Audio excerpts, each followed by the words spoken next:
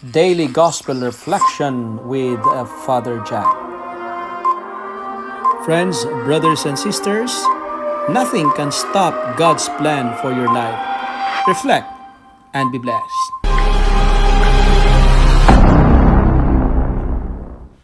Good day, my dear brothers and sisters. Today is July 3rd, 2020. Today we celebrate the feast of Saint Thomas the Apostle, and today is also first Friday of the month of July, Friday of the 13th week in Ordinary Time. Our Gospel for today is from the account of John chapter 20 verses 24 to 29. Believing what we cannot see is hard, right?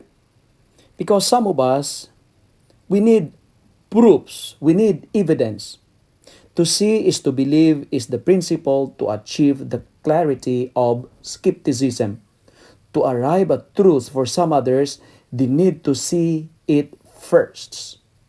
Indeed, some of us, including myself, are skeptics sometimes, We doubt our faith, we doubt our potentials, we doubt the grace of God, we doubt the mercy of God, we doubt about others. And we have the tendency in us to deny the possibility of everything. To see is to believe.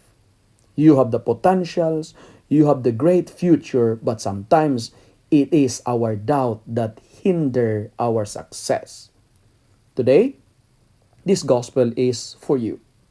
The gospel is challenging me and you, is challenging us to use our doubt to arrive at certitude, to use our doubt to reach the promise of God.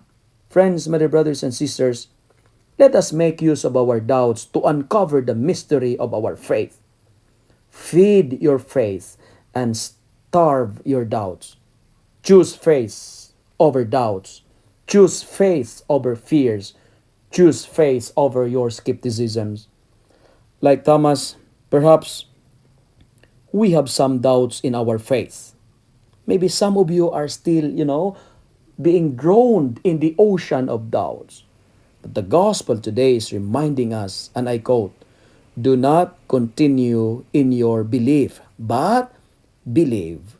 Friends, my dear brothers and sisters, there is joy in believing. The gospel says, happy are those who have not seen and yet have come to believe.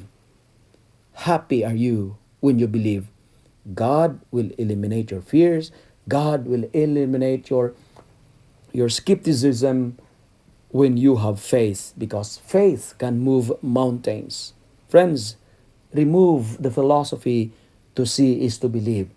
Replace your doubt with faith, because when we believe in Jesus, we will never be deceived. And remember, keep the faith and drop the fear. Don't believe your doubts, because doubt will lead you to nothingness, but faith will bring you to an amazing things, will bring you to success, will bring you to abundance, and eventually it will lead you to Jesus and participation in the kingdom of God. Amen.